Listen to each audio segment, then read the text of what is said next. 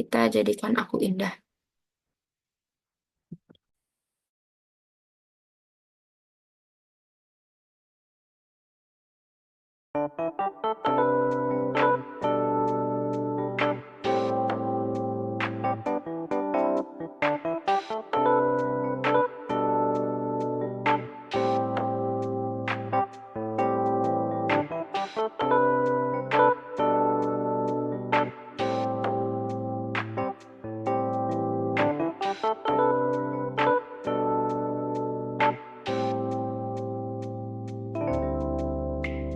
Ku datang ya Bapa dalam kerinduan, memandang keindahan-Mu.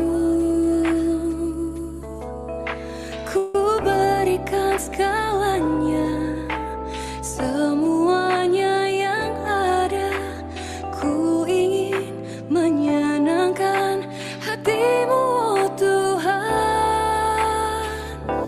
Jadikan aku indah yang Kau pandang mulia, seturut karya-Mu di dalam hidupku.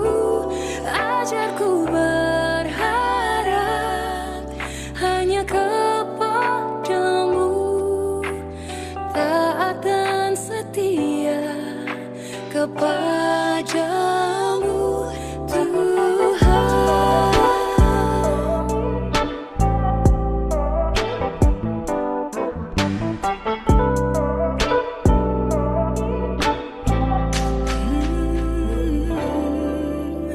Ku datang ya Bapa dalam kerinduan, memandang keindahan-Mu.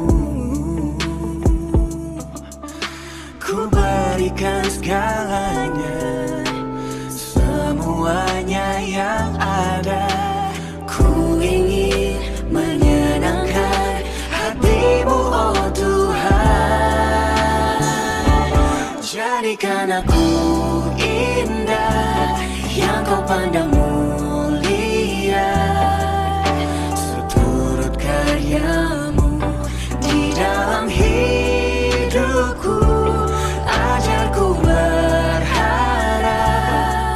hanya kepada-Mu, taat dan setia kepada-Mu,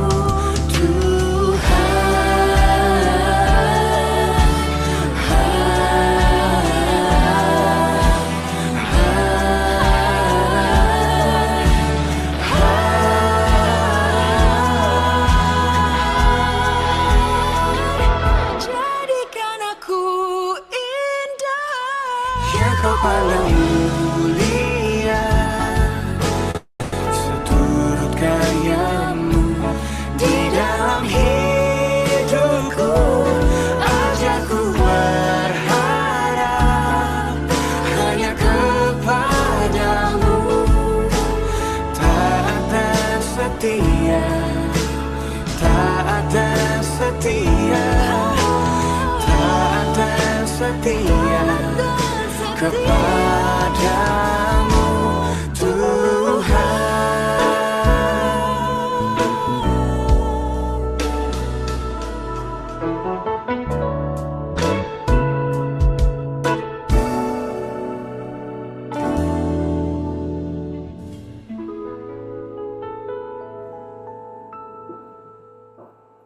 Selanjutnya kita akan masuk ke sesi sharing firman. Saya serahkan ke Pak Saulan. Ya, terima kasih. Tolong dicabut ya. Oke, aku ikut share ya, Dek.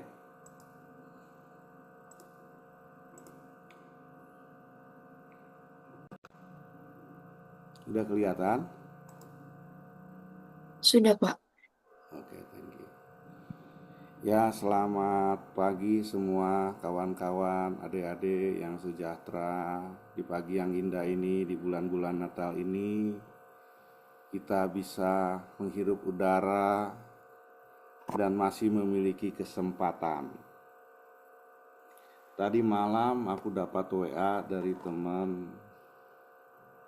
teman S3 ku namanya Dr. Nasir tak terduga meninggal dunia. Padahal di bawah saya mungkin 3 tahun ya. Dia kerja di BRIN. Aku kaget. Ya memang itulah hidup ya. Kita tidak tahu kapan kita dipanggil. Kita tidak tahu kapan Tuhan memberi kesempatan kepada kita. Tapi satu hal yang ku tahu, selama masih ada napas, berarti Tuhan masih memberikan kesempatan kita untuk hidup dan melakukan karya Dia. Padahal jauh di bawah saya. Dia S1 udah habis semua, dia kerja di LIPI. Aku kaget memang, karena nggak ada kabar sakit, nggak ada kabar apa-apa. Akhirnya kita di WA di grup. Sampai istrinya saya bilang, aku kenal juga istrinya karena dia adalah sahabat seperjuangan ketika riset di berbagai wilayah. Karena dia seorang ahli nutrisi juga, khususnya nutrisi monogastrik. Check out begitulah. Nah itulah hidup. Jadi aku merenung tadi malam, selama kau masih diberikan hidup, ya berarti kita dipanggil untuk menyatakan kasih, menyatakan kemuliaan. Nah, tema ini saya ambil dalam Yohanes 4 ayat 5 sampai 26. Ini fenomenal ya sebenarnya, sebuah gambar yang cukup menarik, sebuah cerita yang sering mungkin kita dengar, tapi saya melihat dari sebuah sisi lain dari kehidupan ini. Ya, ini adalah cerita wanita Samaria dan Yesus ketemu di sumur Yakub. Nah, untuk itu saya mau berdoa dululah sebentar ya. Terima kasih Tuhan, berbicaralah di tengah-tengah kami apa yang Kau ingini selama kami bisa bernapas di tengah dunia ini adalah sebuah anugerah untuk kami melakukan tugas yang belum selesai Kau berikan kepada kami. Urapi Tuhan seluruh jaringan tempat kami berada, urapi semua yang hadir, urapi hamba-Mu juga. Biarlah apa yang kami sampaikan seturut dan selaras dengan keinginan-Mu. Hanya dalam nama Yesus Tuhan, biarlah pakai mulut, pikiran, tubuh, jiwa, roh hamba, supaya benar-benar kemurnian yang daripada-Mu mengalir dan bercerita di tengah-tengah kami. Hanya dalam nama Yesus sekali lagi kami ucap syukur. Nah, ini adalah sebuah cerita yang menarik bagi kita. Di dalam wanita Samaria merupakan gambaran dunia ini yang saya lihat. Di tengah-tengah akhir zaman ini ada sebuah hal, kisah yang menarik yang up to date dengan keadaan sekarang. Kita nanti akan bongkar sedikit siapa, bagaimana kondisi saat itu. Dengan kehadiran Yesus juga menjadi sebuah solusi. Untuk itu saya bacakan ayatnya, Yohanes 4 ayat 5. Percakapan dengan perempuan Samaria. Maka sampailah ia ke sebuah kota di Samaria yang bernama Sikar, dekat tanah yang diberikan Yakub dahulu kepada anaknya Yusuf. Di situ terdapat sumur Yakub. Yesus sangat letih oleh perjalanan, karena itu ia duduk di pinggir sumur itu. Hari kira-kira pukul 12, maka datanglah seorang perempuan Samaria hendak menimba air. Kata Yesus kepadanya, "Berilah aku minum." Sebab murid-muridnya telah pergi ke kota membeli makanan. Ayat 9, maka kata perempuan Samaria itu kepadanya, Masakah engkau seorang Yahudi minta minum kepadaku seorang Samaria? Sebab seorang Yahudi tidak bergaul dengan orang Samaria. Jawab Yesus kepadanya, jikalau engkau tahu tentang karunia Allah dan siapakah dia yang berkata kepadamu, berikanlah aku minum, niscaya engkau telah meminta kepadanya dan ia telah memberikan kepadamu air hidup.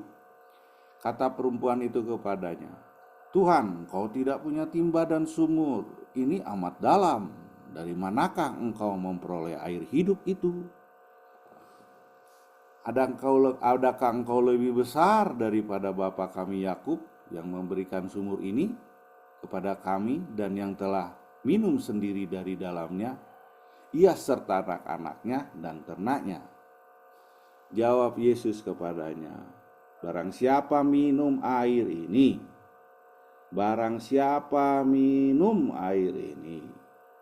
ia akan haus lagi. Tetapi barang siapa minum air yang akan kuberikan kepadanya, ia tidak akan haus untuk selama-lamanya. Sebaliknya air yang akan kuberikan kepadanya akan menjadi mata air di dalam dirinya, yang terus-menerus memancar sampai kepada hidup yang kekal. Kata perempuan itu kepadanya, Tuhan, berikanlah air itu, supaya aku tidak haus dan tidak usah datang lagi ke sini untuk menimba air. Ini ayat yang menarik. Di kehidupan sekarang, garis besarnya adalah di ayat 13-14 ini. Jawab Yesus kepadanya, barang siapa minum air ini, ia akan haus lagi. Tetapi barang siapa minum air yang kuberikan kepadanya, ia tidak akan haus untuk selama-lamanya. Sebaliknya air yang akan kuberikan kepadanya akan menjadi mata air di dalam dirinya, yang terus-menerus memancar sampai kepada hidup yang kekal. Luar biasa ya ayat ini. Ya, kita flashback dulu siapa itu Samaria. Samaria itu adalah, sebelum kita bahas ayat tadi, dalam sejarahnya memang bangsa Israel itu ketika zaman Raja Salomo, ya Daud juga, kegagalan Daud lah sebenarnya ini, bahwa Tuhan akan memecah wilayah Salomo ini, wilayah di kerajaan Daud yang dulunya Israel itu satu, ya utara dan selatan, Tuhan robek jadi dua, menjadi setelah Salomo, Raja Salomo yang cukup besar ya, anak Daud ya. Kerajaan ini dulu besar dengan waktu dipimpin Salomo, tetapi pecah karena memang kegagalan Daud di dalam ya ada dosa lah ya, yang tak terucapkan. Dia mengandalkan kekuatan sendiri sehingga Tuhan akan memecahkan wilayahnya. Ini memang sebuah sejarah yang menarik kalau kita baca dalam Perjanjian Lama, sehingga terpecahlah setelah Raja Salomo kira-kira 931 sebelum Masehi. Setelah berakhirnya Salomo, terpecahlah kerajaan Israel itu menjadi utara, namanya Israel, terdiri dari 10 suku. Karena anak Yakub ada 12, dan Yudea, Israel, Yerusalem. Yang selatan dipimpin oleh ibu kotanya ya saat itu ada 2 suku, Yehuda dan Bani Eli ya, turunan Imam dan Yehuda, dan di 10 suku di utara. Nah, di selatan ini ibu kotanya Yerusalem yang saat ini sudah dikuasai oleh Israel ya. Nah, Samaria ini juga masih bagian Israel, yaitu negara ibu kotanya utara. Kalau kita lihat dalam peta, tahun 722 sebelum Masehi dijajah oleh Asyur. Asyur itu Syria sekarang, Asad. Menarik ini dataran tinggi Golan ini. Haleluya, saya bilang ternyata sejarah itu Tuhan masih menguasai ya sejarah, dan Dia yang membuat sejarah manusia, mencatat sejarah manusia dan membuatnya. Histori ceritanya. 722 sebelum Masehi dijajah oleh Asyur. Ya, Asyur itu Syria. Jadi bangsa 10 suku ini dilempar, dijajah ya, dijadikan budak, sekitar 27.000 jiwa dibuang menjadi budak semua negara. Makanya pernah sampai sekarang bangsa Israel sedang mencari keturunan 10 suku itu. Memang gak ada yang ketemu ya. Ada yang ke Ethiopia, ada yang ke Rusia, dan kemana Eropa. Itu sejak zaman Syria. Ya, Asyur, kerajaan Asyur, Syria sekarang. Yang sedang hancur-hancuran nih Syria sekarang. Ya. 722 sebelum Masehi. Nah, kenapa Tuhan menghancurkan Samaria ini? Kenapa? Yang terjadi adalah, dan Tuhan mempertahankan Yudea Selatan. Ya, kita tahu bangsa Samaria ini dia punya sifat sinkritisme. Sinkritisme itu yang tidak Tuhan inginkan, bisa secara fisik rohani, bisa juga secara jasmani. Bangsa ini kan sudah Tuhan pastikan, janjikan kamu jangan kawin-mengawin dengan bangsa lain, karena aku mau membuat bibit unggul lah dari keturunan raja Allah Bapa kita. Nah, tapi bangsa ini cowok-cowoknya ternyata betul juga ya, gen Y mereka dari bangsa Israel. Berarti cowoknya gen Y ya. Tapi gen X mereka itu dari Asyur. Ini saya dapat dari hasil riset beberapa mereka teliti. Jadi kalau bangsa Samaria ini adalah bangsa yang bapaknya bangsa Israel, Y, tapi ibunya bangsa Asyur yang ada di sekitar sini.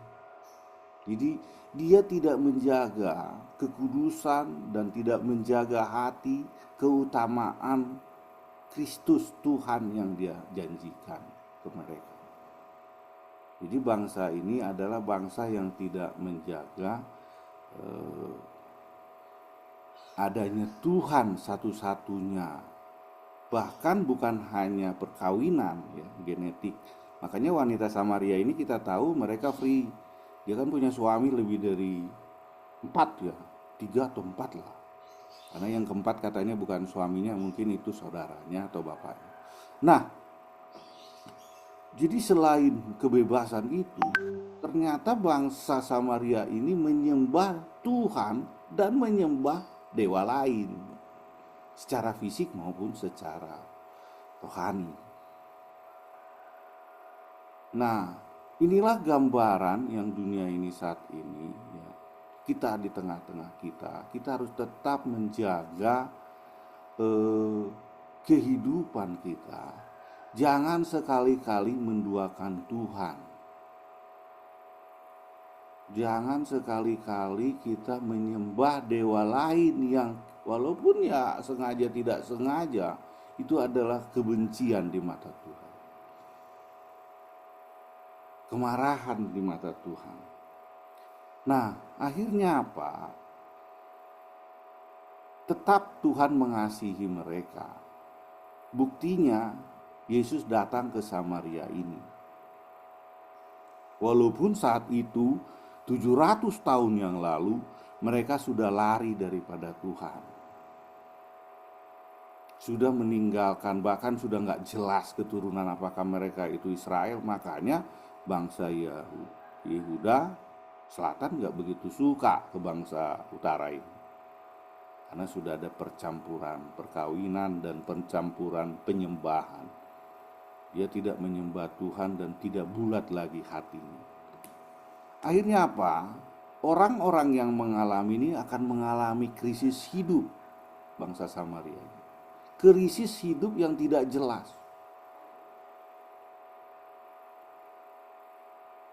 Biasa itu. Kalau orang sudah jauh dari Tuhan pasti akan mengalami krisis hidup. Terbukti dikatakan Yesus di sini bahwa ketika kau minum air ini kau akan haus lagi. Jadi wanita kondisi ini ya sama seperti zaman sekarang. Ya, wanita Samaria itu ya dia mengalami, orang yang mengalami ketidakbenaran dan sudah mencampurkan antara dewa lain dan Tuhan menjadi sebuah penyembahan, itu berbahaya. Karena Allah kita adalah Allah Maha Cemburu. Nah, wanita Samaria ini juga ya karena dia mengikuti itu ya, karena alam lingkungannya udah begitu ya, akhirnya dia pun ikut di situ. Akhirnya dia merasa takut yang pertama ini. Takut, dan ya saat itu kesulitan air, dan memang hanya ada dari sumur sisa Yakub itu, karena itu sumur dibangun oleh Yakub dulu.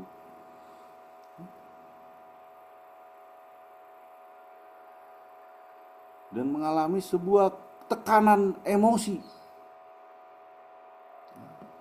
Dia merasa takut, makanya dia datang siang-siang, tidak pagi-pagi. Ya, jadi kita di luar Tuhan, apalagi mencampurkan kehidupan kita mengandalkan air. Ya, air ini memang penting ya, air ini penting memang, sumber hidup ya. Tubuh kita 70% air. Tapi dalam diskusi Yesus kepadanya, orang Samaria ini, ketika kau minum air ini yang diambil dari sini, kau akan haus lagi. Tetapi ketika kau minum air yang kuberikan kepadamu, kau tidak akan haus lagi. Air ini menyangkut kehidupan ya. Waktu kita lahir juga ada air yang tumpah dan darah. Nah, apapun di dunia ini yang menyegarkan hati kita, maksud Yesus itu, baik uang kita, mungkin aku berpikir ya sumber air saya sekarang gaji lah ya, gaji bulanan. Atau mungkin kata kalau waktu mahasiswa ya orang tua kita kiriman. Itu air itu. Ya kita tidak bisa salahkan itu sumber air kita.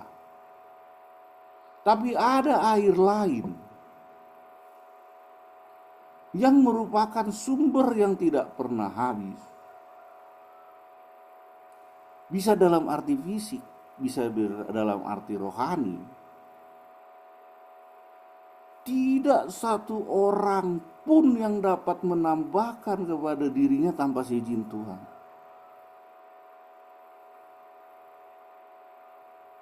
Jadi rezeki yang kita miliki, pendapatan yang kita miliki, uang yang kita ada di dompet dan ATM kita, bukan semata-mata dari sumur itu. Kalau hanya dari sumur itu suatu saat akan berhenti.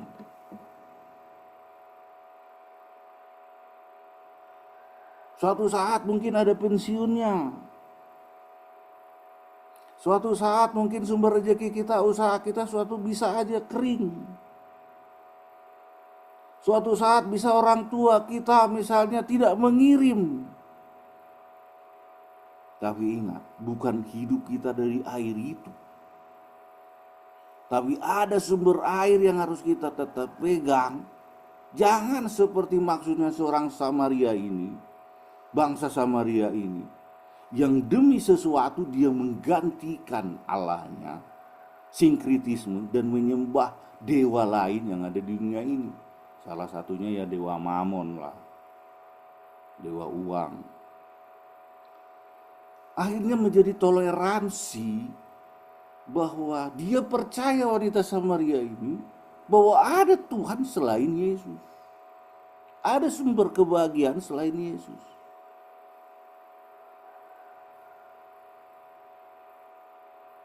Ya mungkin kita berpikir, ya Tuhan saya berkati orang tua, nggak salah. Tapi ingat, segala yang kita miliki itu, kalau hanya dari dunia ini suatu saat bisa kering.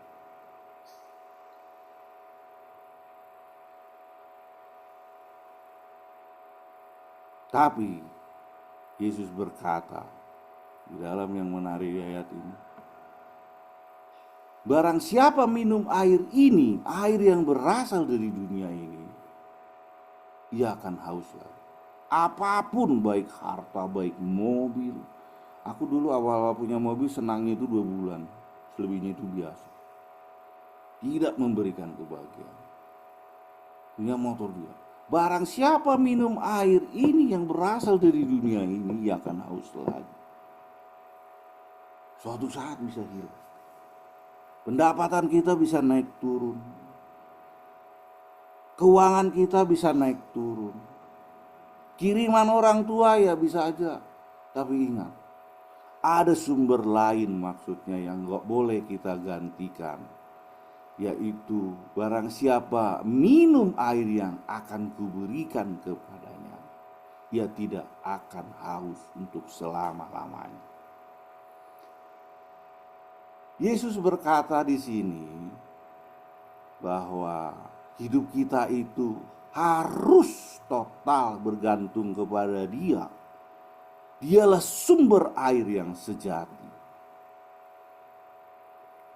Bila kita mengandalkan hidup kita, masa depan kita, studi kita, apapun, kepada Dia sebagai sumber air yang tidak pernah habis, dan akan pemeliharaan Tuhan yang luar biasa. Sebaliknya air itu yang kuberikan padanya itu akan menjadi mata air di dalam dirinya. Ini bukan masalah rohani, ini juga menyangkut masalah spiritual. Tuhan bisa membukakan menjadi mata air dari dalam kita.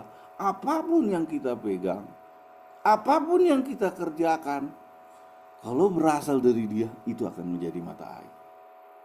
Tetapi berasal dari dunia ini, kita akan haus lagi. Itulah keadaan dunia sekarang. Jadi bangsa Samaria ini, dia menganggap ada sumber kehidupan lain. Padahal bagi kita anak-anak raja, anak-anak Tuhan, hanya satu sumber hidup kita, yaitu Yesus sendiri dalam cerita ini. Yang terus-menerus memancar sampai kepada hidup yang kekal. Apa hidup yang kekal itu? Sampai kematian.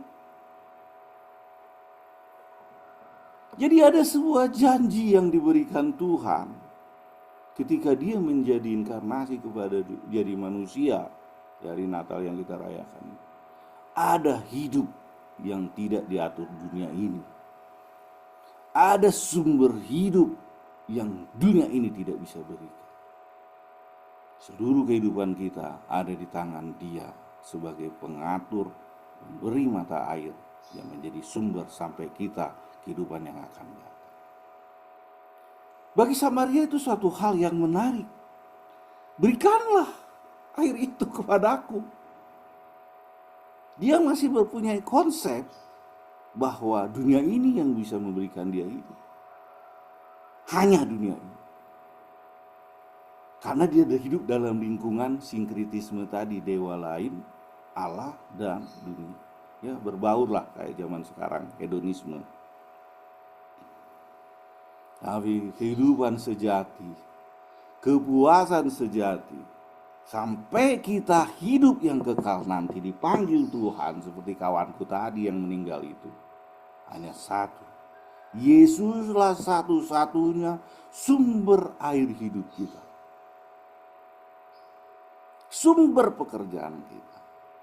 Sumber rezeki kita. Sumber masa depan kita. Dan Dia akan memancar terus menjadi mata air, memberikan kehidupan bila kita tetap menjaga itu sebagai pemahaman yang benar.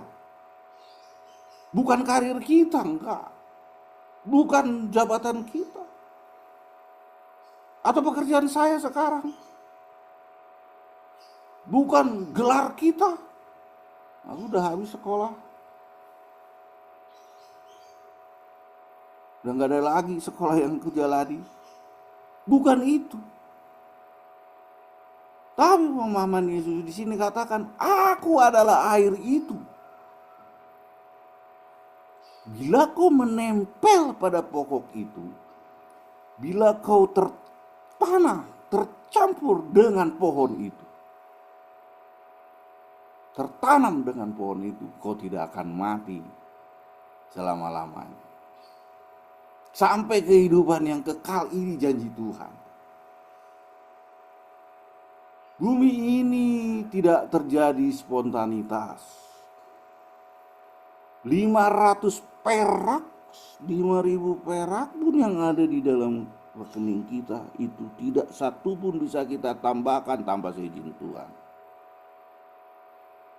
Beras yang kita makan tidak bisa kita tambahkan satu pun tanpa seizin Dia. Nama pun gelar tidak bisa kita tambahkan tanpa seizin Dia. Seluruh di bawah kolong langit ini, di bawah bumi ini, di atas antariksa masih di dalam kendali Dia. Ketika kita menempel di dalam sebuah kekuatan besar yang mengendalikan perputaran bumi ini, yang mengendalikan kehidupan dunia ini, yang mengendalikan seluruh umat manusia ini, kok kita menjadi takut? Ya pastilah ayat ini akan terjadi. Air yang kuberikan itu tidak akan haus selama-lamanya. Kenapa banyak sekarang ya kita lihat Agus ya. Ada Agus sedih banget, ada Agus juga yang kejahatan, ada juga yang segalalah. Dunia ini memang semakin rapuh dengan kesamariaannya. Dunia ini semakin rapuh, sudah mulai goyang ya. Sekarang aku akan menggoncangkan bumi, suatu saat aku menggoncangkan langit, tinggal tunggu waktu aja nih. Dunia udah semakin rapuh. Kenapa? Karena dunia sudah hanya menganggap inilah kehidupan yang utama, tanpa memandang menjadi sinkritisme, menjadi Samaria. Tetapi ada unsur lain, Yesus sebagai satu-satunya jalan yang memelihara kita sebagai kasih yang sejati, penguasa langit bumi, pemberi hidup, pemberi mata air. Bukan apa, kita memang harus bekerja, kita berusaha, study, belajar sungguh-sungguh, lulus dengan sebaik-baiknya. Kalau bisa IPK-nya 4 begitu. Tapi ingat, bukan dari air dunia ini kita dapat itu kehidupan. Kalau kita hanya mengandalkan, kita hanya menganggarkan, membanggakan air dunia ini, kita akan haus. Ya, kita akan lapar, kita akan dahaga. Tapi ya pesan yang saya dapat dari hasil renungan ini, Dialah satu-satunya sumber hidup kita, yang bisa memberikan kemanfaatan, yang bisa memberikan kehidupan baik masa ini, masa depan kita, generasi anak-anak kita, generasi pekerjaan kita, generasi sampai kita kehidupan yang kekal yang akan datang.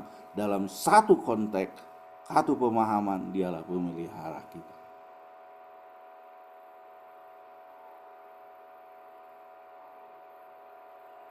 Dialah Yesus Tuhan yang datang ke bumi ini, datang ke dunia ini, menjadi sama dengan manusia untuk menyatukan kembali gambarnya, Imago Dei. Jadi serupa dengan Dia. menjadi satu sumber kehidupan, menjadi sumber air yang memancar. Jadi ada kawan-kawan, adik-adik, jangan takut. Apapun yang kau alami saat ini, apapun kekeringan yang kita alami saat ini, ingat, bila kita minum hanya dari dunia ini saja, kita akan haus lagi. Tetapi bila kita minum air yang berasal dari Tuhan, kehidupan yang berasal dari Tuhan, yang diberikan kepada dia, ayat 14 ini, kita tidak akan haus selama-lamanya. Bahkan menjadi mata air, menjadi berkat bagi isi dunia ini. Sampai terus menerus mata air yang tidak pernah kering, seperti sumur Yakub tadi, memancar sampai kehidupan yang kekal. Eternity, kekekalan. Itulah pesan yang saya sampaikan pagi ini. Mudah-mudahan bisa kita menjadi pegangan. Jangan andalkan dunia ini. Jangan lihat hanya semata dunia ini. Pandanglah dia satu-satunya pemberi hidup yang tidak pernah habis, pemberi mata air yang tidak pernah habis, dan sekarang, masa depan, dan yang akan datang. Dialah Yesus satu-satunya yang datang ke bumi ini untuk menyatukan kita, menyatukan gambarnya, memulihkan keadaan kita, untuk menjadi tak perlu khawatir, karena dialah satu-satunya penjaga Israel, tak pernah terlelap. Mari kita berdoa. Terima kasih Tuhan, kami sudah merenungkan beberapa kebenaran dari firman-Mu. Biarlah ini menjadi rema di dalam hati kami, bahwa hidup kami ini tidak semata-mata dari dunia ini. Kalau kita hanya mengandalkan dunia ini, kita akan haus kembali, dahaga kembali, dan akan menjadi kredit Tuhan, menjadi khawatir. Tetapi kami mengandalkan Kaulah Allah yang memelihara, yang memberikan mata air yang tidak pernah habis. Kami serahkan Tuhan acara kami selanjutnya ke dalam tangan-Mu. Dalam nama-Mu Yesus, haleluya, amin.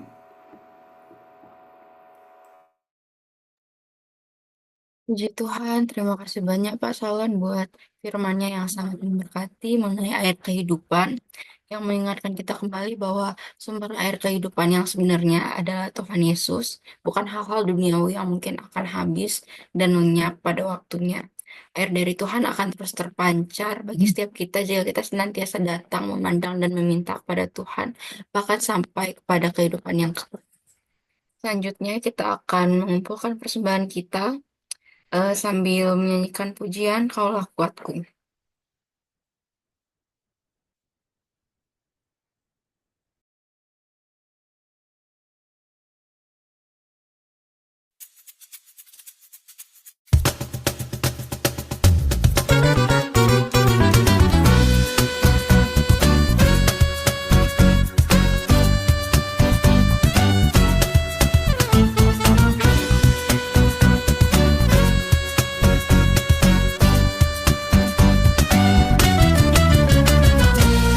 Meskipun musuh di depanku, rintangan